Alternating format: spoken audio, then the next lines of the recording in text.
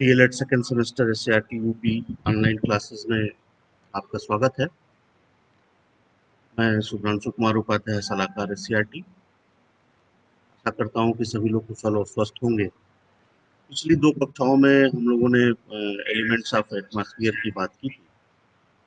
उसमें क्या क्या कंपोनेंट्स हैं, कैसे वो प्रभावित करते हैं।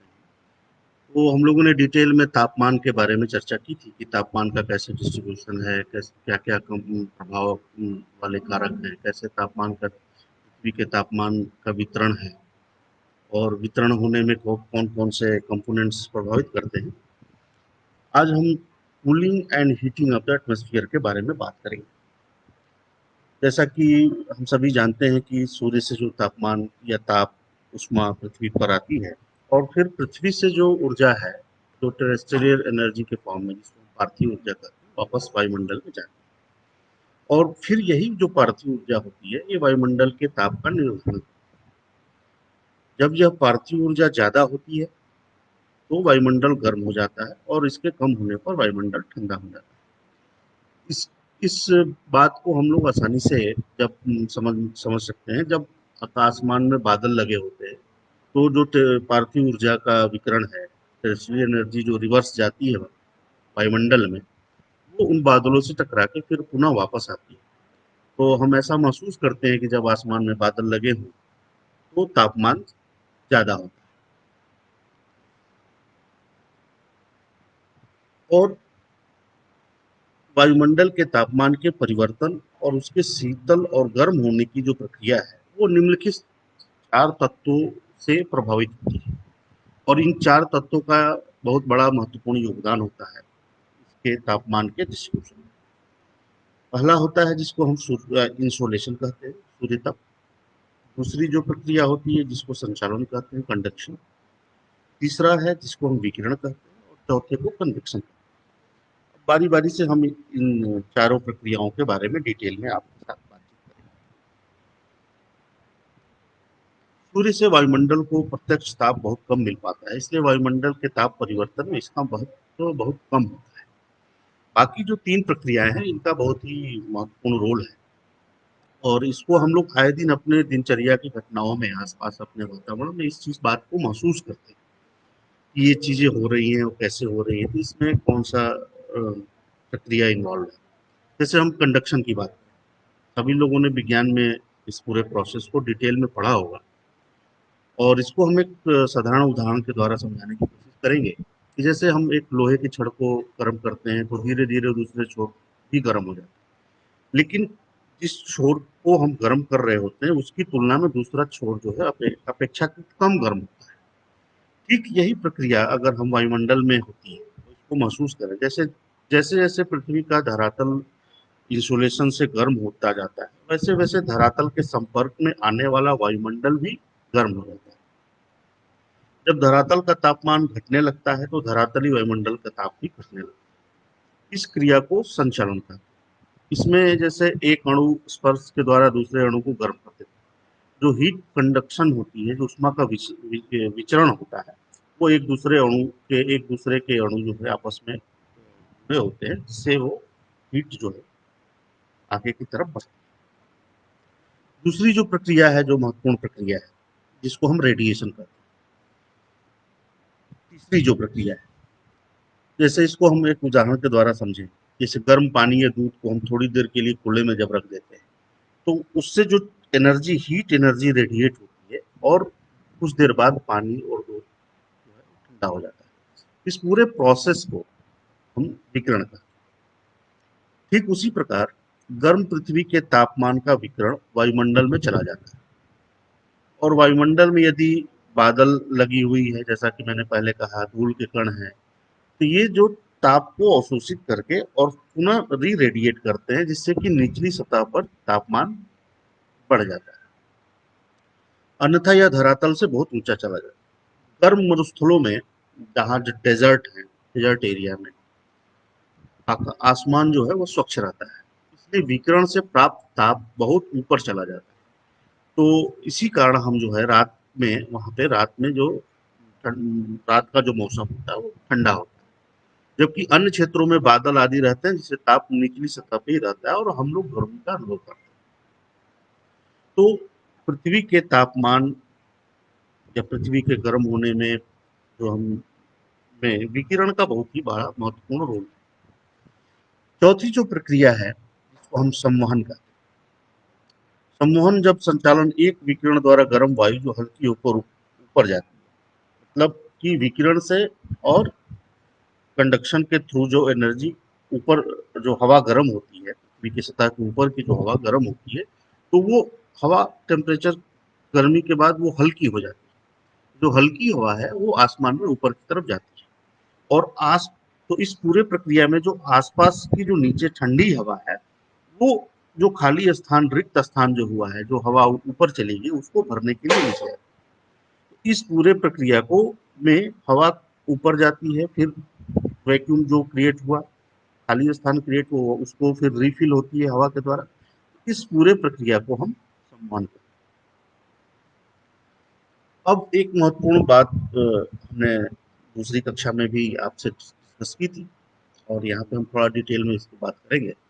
जो डेली टेम्परेचर डिफरेंसेस हैं, जैसा कि हम सब इस बात को अनुभव करते हैं, दिन में उच्चतम एवं रात्र में न्यूनतम तापमान होता है, इसको हम दैनिक तापांतर कहते हैं। जैसा कि अगर दिन में तापमान, उच्च तापमान 36 डिग्री है और रात में ये 30 डिग्री हुआ, तो ये जो 6 डिग्री का डिफरेंस हुआ, इसको हम डेली टेम्परेचर डिफरेंसेस कहते हैं। फिर ये जो सूर्योदय के साथ साथ तापमान बढ़ने लगता है और सूर्यास्त के साथ घटने लगता है। एक महत्वपूर्ण बात यहाँ ये है कि जब हम ये दोपहर में के करीब 12 बजे सूर्य की किरणें सीधी चमकती, और इसीलिए इस समय सर्वाधिक गर्मी पड़नी चाहिए, लेकिन हम उच्चतम तापमान का अनुभव जो है 2 बजे से 4 बजे के बीच करते हैं। क्यों ऐसा होता है, इसको समझने की जरूरत है। इसका कारण यह है कि धरातल पर जाने वाले जो सौर ताप का जो टेरेस्ट्रियल रेडिएशन होता है, उसमें जो टाइम लगता है, टाइम लैग जो रेडिएशन के थ्रू हो रहा है, वो 2 घंटे का, 2 से 4 घंटे उसमें लग जाता है। इसलिए जो उच्चतम तापमान हम रिकॉर्ड करते हैं वो 2 बजे से 4 बजे के बीच होता है, जबकि इंसोलेशन, हाईएस्ट रेडिएशन इंसोलेशन हम रिसीव करते हैं 12 बजे के करीब। इसी तरह से जैसे भूमध्य रेखीय क्षेत्रों में जो सूर्य की किरणें, जहाँ इक्वेटोरियल रीजन है, वहां पे सालों भर सीधी लंबवत पड़ती, सीधी पड़ती, इसलिए वहां पे दैनिक तापांतर अधिक होता है। क्योंकि जैसे जैसे हम ध्रुवों की तरफ जाते हैं, सूर्य की किरणें तिरछी हो जाती है और इससे दैनिक तापांतर घटने लगता है। तो इक्वेटर वाले रीजन जो है, भूमध्य रेखीय क्षेत्र है, वहां पे दिन का तापमान बहुत ज्यादा होगा और रात का तापमान दिन की तुलना में काफी कम होगा। इसलिए वहां पे जो डिफरेंस होंगे, जिनको हम डेली टेम्परेचर डिफरेंस कहते हैं, वो वहां पे ज्यादा होगा। जब फिर हम पोल की तरफ बढ़ेंगे तो वहां पे ये डिफरेंसेस कम होंगे।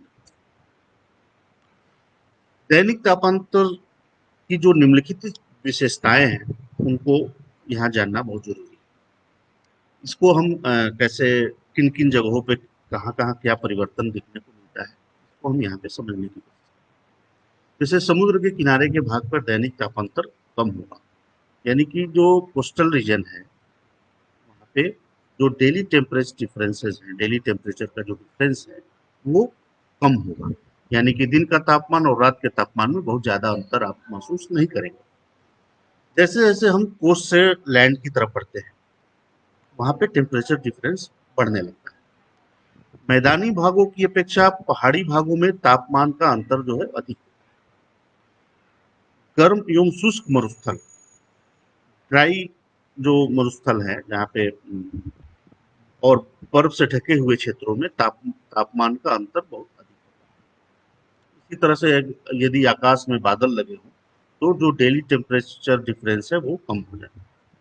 इसी तरह से हम साल में भी वार्षिक तापांतर जो है निकालते हैं, या उसको भी समझने की जरूरत है। जैसा कि हम सब जानते हैं कि उत्तरी गोलार्ध में जनवरी के महीने में ज़्यादा ठंडी पड़ती है और मई के महीने में बहुत ज़्यादा टेम्परेचर होता है। तो ये जनवरी में जो टेम्परेचर है और मई में जो टेम्परेचर है, इन दोनों के बीच का जो डिफरेंस है, इसको हम एनुअल टेम्परेचर डिफरेंस कहते हैं।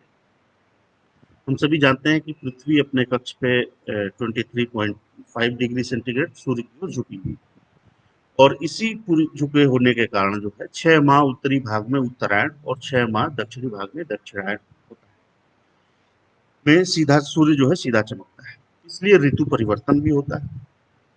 कर्क रेखा पर जून की में सीधी किरणें पड़ती हैं और दिसंबर में मकर रेखा पर सीधी किरणें पड़ती हैं।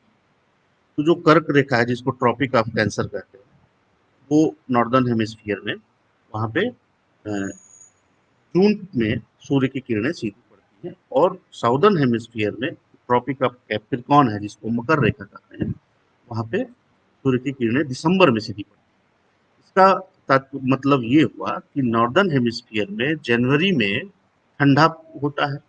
ठीक इसका विपरीत अगर साउदर्न हेमिस्फीयर में आप हैं, अगर आप ग्लोब में उन देशों के को देखें जो इक्वेटर से नीचे हैं, तो साउदर्न हेमिस्फीयर में नॉर्दर्न हेमिस्फीयर के विपरीत में ऋतु परिवर्तन ऋतुएं होती है। अगर हमारे यहाँ जनवरी है, यहाँ ठंडी है, तो ठीक जो साउदर्न हेमिस्फीयर के जो कंट्री हैं, ऑस्ट्रेलिया हुआ, और भी अफ्रीका है, ब्राजील है, जो इक्वेटर के नीचे, वहां पे उस समय गर्मी होगा। इससे जून में कर्क रेखा में ग्रीष्म ऋतु और दिसंबर में जनवरी में शीत ऋतु होती है। इसका विपरीत, जैसे मैंने कहा कि दोनों हेमिस्फीयर का जो ऋतु है वो अलग अलग होता है। यानी कि गर्म महीने में उच्चतम तापमान और ठंड महीने में निम्नतम तापमान के अंतर को वार्षिक तापांतर कहा जाता है। ये बात जानना बहुत जरूरी है कि क्या डेली डिफरेंस, जो जो दैनिक तापांतर और वार्षिक तापांतर में क्या अंतर है, इस बात को स्पष्ट रूप से जानने की जरूरत है। और ये अंतर क्यों होता है, कैसे होता है, इसके पीछे कौन कौन से एलिमेंट्स उत्तरदायी हैं, इनको आप अच्छी तरीके से समझिए, जानिए। और कुछ विशेषताएं हैं जो वार्षिक तापांतर की, जो कुछ विशेषताएं हैं उसको यहाँ समझने की कोशिश करेंगे। जैसे कि मैंने कहा कि भूमध्य रेखीय जो क्षेत्र है, वहां पे साल भर तापमान एक सा रहता है, इसलिए वहां पे वार्षिक तापांतर बहुत कम है। समुद्र तटीय क्षेत्रों में साल भर एक समान ताप रहने के कारण तापांतर कम रहता है। वहीं उत्तरी गोलार्ध में, जो नॉर्दर्न हेमिस्फीयर है, अगर आप ग्लोब को देखें तो नॉर्दर्न हेमिस्फीयर में ज्यादातर जो भाग है वो स्थल भाग है, जिसके कारण वहां पे वार्षिक तापांतर जो है अधिक है। अगर हम दक्षिणी गोलार्ध, और ठीक इसके विपरीत आप दक्षिणी गोलार्ध में जो जलीय भाग की अधिकता है, इसलिए वहां वार्षिक तापांतर कम है। तो ये बेसिक डिफरेंस जानने की जरूरत है, बहुत सारे परीक्षाओं में इस तरह के सवाल पूछे जाते हैं, और इसको आपको जानना जरूरी है। अब जो दूसरा बहुत महत्वपूर्ण एलिमेंट्स है, एलिमेंट्स ऑफ एटमॉस्फेयर, उसमें वो प्रेशर, वायु दाब। और हम इस बात से परिचित हैं कि धरातल का तापमान जो है वो असमान रूप से वितरण है, और उस असमान रूप से वितरण होने में क्या क्या एलिमेंट्स जिम्मेदार हैं, इसको हम लोगों ने डिटेल में पढ़ा है। और ये भी हम जानते हैं कि जब वायु गर्म वायु होती है तो ठंड ऊपर की तरफ फैलती है, हल्की हो जाती है और वो ऊपर की तरफ जाती है, और जो ठंडी वायु है वो सिकुड़ती है। तो इससे वायुमंडलीय दाब में भिन्नता आ जाती है। प्रेशर डिफरेंसेस होते हैं वो हवा में, हवा के तापमान के ज्यादा होने कम होने में महत्वपूर्ण रोल अदा करते हैं। इसलिए जो करेक्टरिस्टिक्स ऑफ टेम्परेचर है, ये हमारे वातावरण को, जलवायु को बहुत ज्यादा बड़े पैमाने पे, व्यापक पैमाने पे प्रभाव डालता है। अब हम बात करेंगे वायु के प्रवाह। जैसा कि आप सब जानते हैं, क्षैतिज गतिमान वायु ही पवन है, और वायुमंडलीय दाब यह भी निर्धारित करता है कि कब वायु ऊपर उठेगी और कब वायु नीचे बैठेगी। पवन पृथ्वी पर तापमान व आर्द्रता का पुनर्वितरण करती है। ये जो टेम्परेचर डिफरेंसेस हो रहे हैं, उसमें हवा का बहुत बड़ा रोल है। इसको हम बहुत आसानी से समझते भी हैं कि जैसे गर्मी के दिनों में जो पछुआ हवा बहती है, ड्राई है, गर्मी लिए हुए हवा होती है, और जो पूर्वा हवा बहती है, जो पूरा, उसमें ह्यूमिडिटी होती है, नमी। तो ये जो टेम्परेचर के डिस्ट्रीब्यूशन में हवा का बड़ा महत्वपूर्ण रोल है, जिससे पूरी पृथ्वी का तापमान स्थिर बना रहता है। ऊपर उठती हुई आर्द्र वायु का तापमान कम हो जाता है, जैसे जैसे हवा ऊपर उठ रही है, वहां पे ह्यूमिडिटी ह्यूमिडिटी लेडन जो विंड है उसका टेम्परेचर कम होता है और फिर एक स्टेज पे जाने के बाद उसमें कंडेंसेशन होने लगता है और वो फिर बादल बनने लगती है और फिर वही बारिश के रूप में बारिश के रूप में पृथ्वी पे जल गिरते हैं। ये पूरी डिटेल प्रक्रिया हम आगे के डिस्कस करेंगे।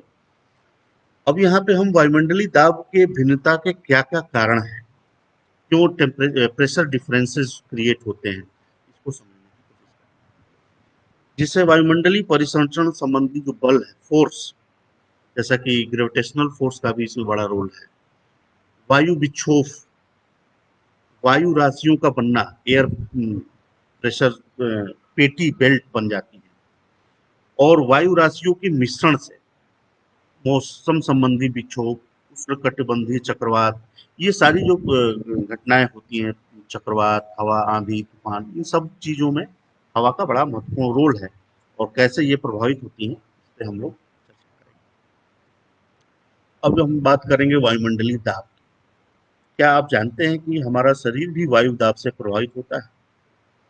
जैसे जैसे आप ऊपर ऊंचाई पर चढ़ते जाते हैं, हवा जो है वायु विरल होती जाती है और सांस लेने में कठिनाई होती है। इसीलिए जो माउंटेनरिंग के लिए जो लोग जाते हैं, एवरेस्ट की चढ़ाई करते हैं या और भी जो ऊंचे पहाड़ों हैं वहाँ पे वो जाते हैं माउंटेनिंग करने के लिए, उनको स्पेशल ट्रेनिंग दी जाती है। इस तरह के उनको तैयार किया जाता है कि कम हवा होगी, वायु वहाँ विरल है, तो उनको किसी तरह की कोई कठिनाई ना हो।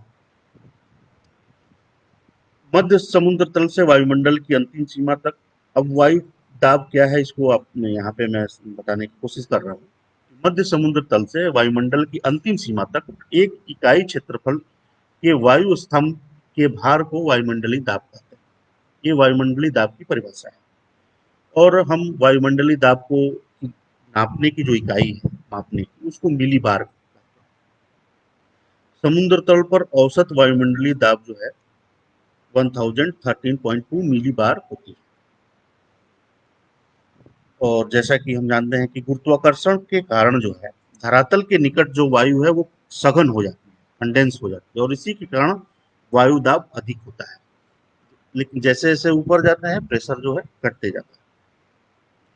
और वायु दाब को मापने के लिए हम तो जो जिस यंत्र को यूज करते हैं वो मरकरी बैरोमीटर और दूसरा जो है वो एनरॉयड बैरोमीटर का प्रयोग किया जाता है प्रेशर को मेजर करने के लिए। यहाँ पे दो तीन चीजें बहुत महत्वपूर्ण है।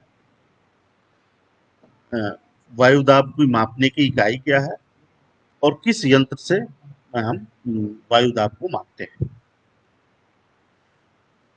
अब जो प्रेशर है वो वर्टिकल डिफरेंस और हॉरिजॉन्टल डिफरेंस, ये दोनों में बहुत महत्वपूर्ण बातें हैं, इसको समझने की कोशिश करेंगे।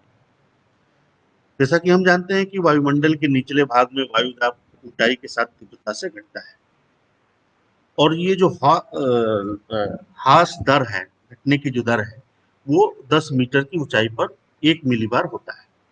जैसा कि आप सब जानते हैं कि टेम्परेचर के केस में क्या होता है कि 6.5 डिग्री सेंटीग्रेड टेम्परेचर प्रति किलोमीटर की दर से घटता है।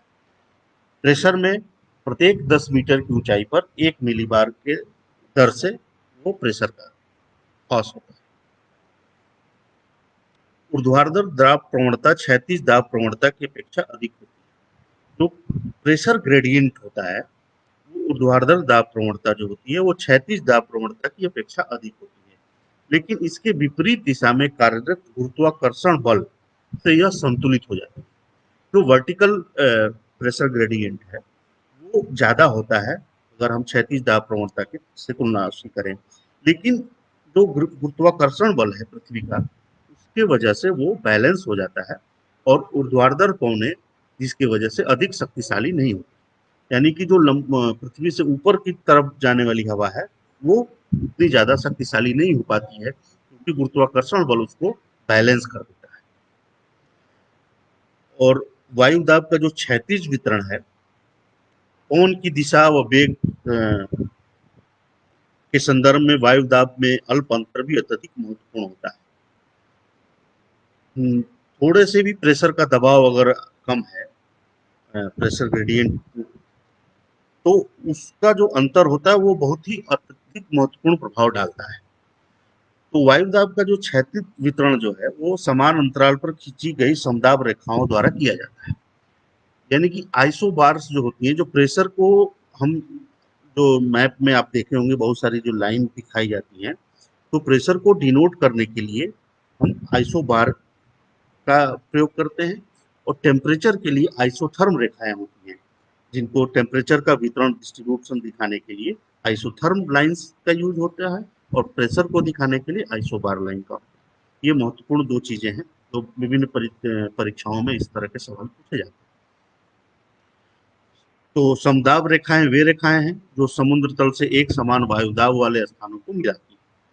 तो दाब पर ऊंचाई के प्रभाव को दूर करने और तुलनात्मक बनाने के लिए वायु दाब मापने के बाद इसे समुद्र तल के स्तर पर घटा लिया जाता है। अब इसको और थोड़ा सा कैसे कैसे पृथ्वी के ऊपर या नॉर्दर्न हेमिस्फीयर में, साउदर्न हेमिस्फीयर में अलग अलग लैटिट्यूड्स पे प्रेशर की अलग अलग हम देखते हैं। कैसे लैटिट्यूडनल डिस्टेंस बढ़ती है, किस लैटिट्यूड पे क्या प्रेशर है, जिसको वायु पेटियां, वायु दाब पेटियां कहा जाता है। हम सब जानते हैं कि जो इक्वेटर है वहाँ पे प्रेशर जो है लो है, इक्वेटेरियल लो है, वहाँ पे वायु दाब कम होता है, जिसको हम इक्वेटोरियल लो के नाम से जानते हैं।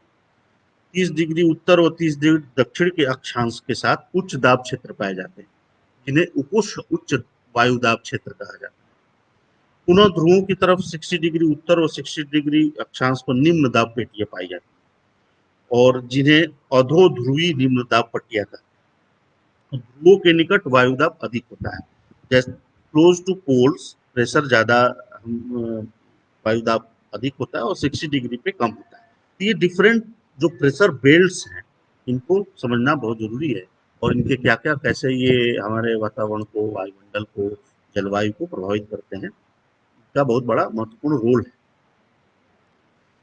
ये वायुदाब पट्टियां जो हैं वो परमानेंट नहीं होती है, स्थायी नहीं होती हैं। ये पृथ्वी की घूर्णन गति, पृथ्वी के परिक्रमण करने की गति, या और भी बहुत सारे ऐसे जलवायु के फैक्टर्स हैं जो इनको प्रभावित करते रहते हैं। सूर्य की किरणें विस्थापन के साथ ये पट्टियां विस्थापित होती रहती हैं। उत्तरी गोलार्ध में शीत ऋतु में ये पट्टियां दक्षिण की ओर, ग्रीष्म ऋतु में उत्तर की दिशा की तरफ खिसक जाती। अब ये यहाँ ये बात जानना बहुत जरूरी है, कैसे जो पवन है उनका जो डायरेक्शन एंड वेलोसिटी, उनका वेग और दिशा को प्रभावित कैसे होते हैं, कौन कौन से फोर्स उसमें इम्पोर्टेंट हैं जो पवन की दिशा और वेग को प्रभावित करते हैं। जैसा कि आप सब जानते हैं कि वायुमंडल के दाब में भिन्नता के कारण वायु गतिमान, कोई भी चीज तभी मूव करेगी जहां पे ग्रेडियंट होगा। जैसा कि अगर कम ज्यादा तापमान है और निम्न तापमान है, तो तापमान का डिस्ट्रीब्यूशन कहाँ से कैसे होगा, high temperature to low temperature. उसी तरह से प्रेशर के sense, high pressure to low pressure, तो जो जहां ज्यादा है उससे कम की तरफ जाने की कोशिश करें, और उस पूरे प्रक्रिया में हवा जो है वो जाती है। तो जैसा कि हम जानते हैं कि पवन जो है उच्च दाब से कम दाब की तरफ प्रवाहित होती है। भूतल पर धरातलीय विषमताओं के कारण घर्षण पैदा होता है, कहीं पहाड़ है, कहीं पठार है, कहीं मैदान है, तो ये जो धरातलीय विषमताएं हैं उनकी वजह से जो घर्षण, हवाओं में घर्षण उत्पन्न होता है, और वो पृथ्वी के वेग को प्रभावित करता है। पृथ्वी के घूर्णन द्वारा लगने वाले बल को कोरियालिस बल कहा जाता है, और ये पृथ्वी के धरातल पर क्षैतिज पवन की 3 संयुक्त प्रभावों का परिणाम है। तो कोरियालिस फोर्स का बहुत बड़ा रोल है पवन के डिस्ट्रीब्यूशन में, हवाओं के बहने के उसमें। और इसके साथ 3 और जो महत्वपूर्ण बल हैं, ये तीनों बल मिलकर के पवन को नीचे के प्रवाह को निर्धारित करते हैं, जिसमें एक है दाब प्रवणता, घर्षण बल, कोरियालिस बल, और इसके अतिरिक्त एक है जिसको हमने पहले भी बताया, गुरुत्वाकर्षण बल। इन सब जो फोर्स हैं इनका बहुत महत्वपूर्ण रोल है हवा के प्रवाह को बनाए रखने में। जो इसमें जैसा कि इस चित्र में आप आराम से मतलब स्पष्ट रूप से देख रहे हैं कि जो हाई प्रेशर बेल्ट है और लो प्रेशर बेल्ट है, तो हाई प्रेशर बेल्ट का जो प्रेशर है वो 1014 मिलीबार है, लो का 919 मिलीबार। और ये प्रेशर ग्रेडियंट फोर्स का डायरेक्शन दिखा रहा है कि हाई प्रेशर से लो प्रेशर की तरफ जा रहा है। और प्रेशर्स को डिनोट करने की जो लाइंस हैं उनको हम आइसोबार्स कहते हैं। तो वायुमंडलीय दाब भिन्नता एक बल उत्पन्न करता है। दूरी के संदर्भ में दाब परिवर्तन की दर दाब प्रवणता है। जहां समदाब रेखाएं पास पास होती हैं वहां दाब प्रवणता अधिक होती है। अब ये भी बात जानना महत्वपूर्ण है, कैसे आइसोबार्स की जो लाइन की जो डिस्टेंस है वो प्रेशर को कैसे डिनोट कर रही है। तो जहां दाब प्रवणता अधिक होगी वो जहां समदाब रेखाएं पास पास हैं वहां दाब प्रवणता अधिक है। वो समदाब रेखाओं के दूर दूर होने के बाद का मतलब है कि दाब प्रवणताएं वहां पे कम है। और इस पिक्चर के द्वारा आप स्पष्ट रूप से इस चीज को समझ रहे हैं। जो मौसमी पवने हैं वो उनके प्रारूप में विभिन्न मौसमों से बदलाव होता है। यह बदलाव अत्यधिक तापमान, पवन व वायुदाब पट्टियों के विस्थापन आदि के कारण होता है। ऐसे विस्थापन का सबसे अधिक स्पष्ट प्रभाव विशेष करके दक्षिण पूर्व एशिया में जो मानसून के पवन है, अभी जो मानसून आने वाला है, मानसून पवन है, उसके बदलाव में देखा जा सकता है। आप मानसून के विषय में विस्तार पूर्वक मैं बताऊंगा। उष्णकटिबंधीय चक्रवात, यहाँ उष्णकटिबंधीय चक्रवात आक्रामक तूफान है जिनकी उत्पत्ति उष्णकटिबंधीय क्षेत्रों के महासागरों पर होती है और ये तटीय क्षेत्रों की तरफ गतिमान होते हैं। ये चक्रवात आक्रामक पवन के कारण विस्तृत विनाश, अत्यधिक वर्षा और तूफान लाते हैं। ये चक्रवात विध्वंसक प्राकृतिक आपदाओं में से एक है। हिंद महासागर में में इसको हम चक्रवात के नाम से जानते हैं। अटलांटिक महासागर में इसको हरिकेन के नाम से जानते हैं। पश्चिमी प्रशांत और दक्षिणी चीन सागर में टाइफून कहा जाता है। पश्चिमी ऑस्ट्रेलिया में इसको विली विलीज के नाम से जाना जाता है। उष्णकटिबंधीय चक्रवात उष्णकटिबंधीय महासागरों में उत्पन्न व विकसित होते हैं। इनकी उत्पत्ति और विकास के लिए अनुकूल स्थितियां हैं। क्या क्या है?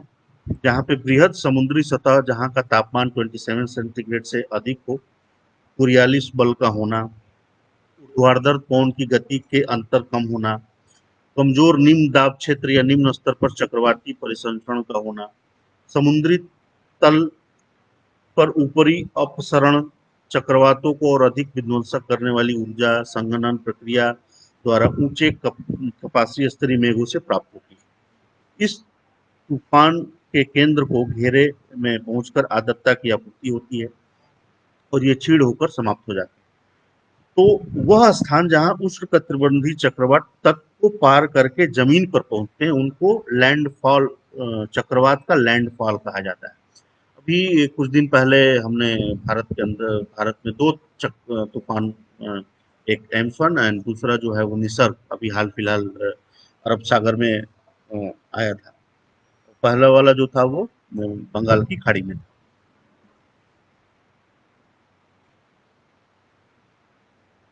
इन जो हवाएं हैं, जो चक्रवात हैं, तूफान हैं, इनका जनजीवन पर व्यापक प्रभाव पड़ता है। बहुत सारे, एक तरह से ये प्राकृतिक आपदा है, बहुत सारे बृहद रूप से व्यापक पैमाने पर ये जान माल की क्षति भी करते हैं और ये एक निरंतर चलने वाली प्रक्रिया है। विभिन्न जो समुद्री तट हैं वहाँ पे भिन्न भिन्न नामों से नामकरण है। नामकरण की भी एक पद्धति है, क्यों निसर्ग नाम क्यों पड़ा, एम्फन क्यों पड़ा, इसकी एक पूरी प्रक्रिया है। उसके तहत तूफान के चक्रवातों का नामकरण किया जाता है। यहाँ पे ये महत्वपूर्ण चीजें हैं, कुछ आप अपने टेक्स्ट बुक से और भी जगहों से, जो कौन से समुद्र में कौन से तूफान होते हैं, किस देश में इसको क्या कहते हैं, इस तरह के जो सवाल हैं इनको आप डिटेल में अध्ययन करिए। बहुत बहुत धन्यवाद।